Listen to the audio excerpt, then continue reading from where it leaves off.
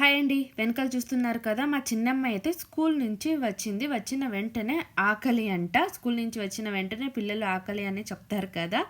ఇంకా సరే అని నేనైతే ఫ్రూట్స్ ఇస్తానంటే ఫ్రూట్స్ అయితే అస్సలు వద్దు, బ్రెడ్ వద్దు, ఏం వద్దు, బయట నుంచి అయితే కూడా అస్సలు ఏం వద్దు, ఇంట్లోనే ఏదో ఒకటి చేయమని చెప్పింది. ఇంకా వర్షం కూడా బయట అయితే వర్షం పడుతుంది కదా. వర్షం అంటే ఎక్కువ వర్షం కాదు, చాలా చల్లగా ఉంటుంది. చినుకులు అవి అయితే పడుతూ ఉంటాయి. మీ అందరికీ బెంగళూరు గురించి తెలిసిందే కదా. బెంగళూరు అయితే చాలా చల్లగా ఉంటుంది. ఇప్పుడు వర్షాకాలం కాబట్టి ఇంకా చల్లగా ఉంది. ఈ బయట అయితే వర్షము, ఇంకా లోపలైతే చాలా చల్లగా ఉంది. ఈ చల్లగా ఉన్న సమయంలో వేడి వేడిగా బోండాలు వేస్తామని నేనైతే బోండాల కోసము ప్రిపేర్ చేస్తున్నానన్నమాట.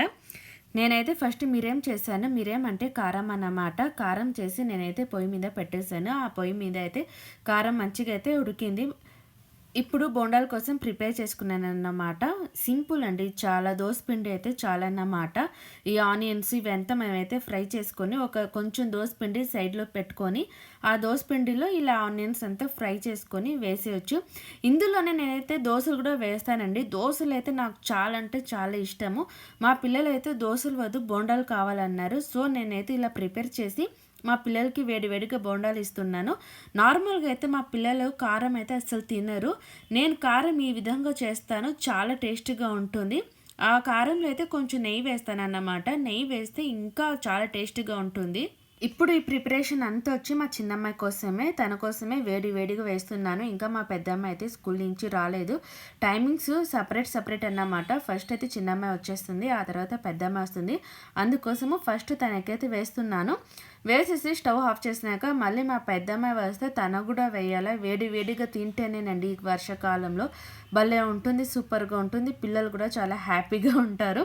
నేనైతే మా చిన్నమ్మాయి ఏడుస్తుంది, కావాలా ఇంకా అవ్వలేదా అనేసి. ఫస్ట్ నేనే తిన్నానన్నమాట. టేస్ట్ అయితే అదిరిందట్టే. ఇలా చేసి ఎక్కువ నేనైతే దోశలు వేస్తాను. ఈరోజు అయితే నేను బోండాలు వేస్తాను. మా చిన్నమ్మాయికి చాలా ఇష్టం కాబట్టి నేనైతే ఈ దోశ పిండిలో వేరే పిండి అయితే అసలు కలపను. ఎందుకంటే దాని టేస్ట్ వచ్చి కొంచెం మారుతుంది, అందుకోసము. ఇప్పుడు దోశ పిండి అయితే కొంచెం గట్టిగానే ఉంది. గట్టిగా ఉంటే మనము వేరే పిండి కలపాల్సిన అవసరం ఉండదు.